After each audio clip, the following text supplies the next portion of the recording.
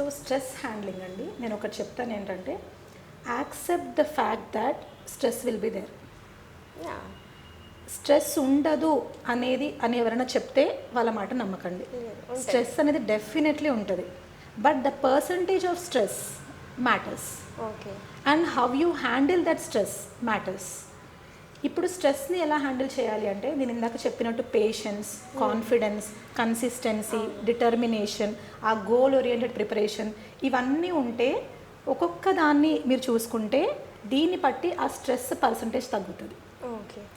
ఇవన్నీ ఒకవేళ ఉన్నా కూడా కొంతమంది స్టూడెంట్స్ మెంటల్గా అంత స్ట్రాంగ్ ఉండరండి.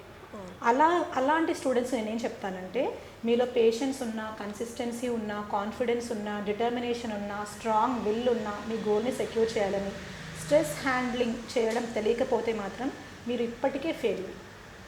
So please learn to handle the stress.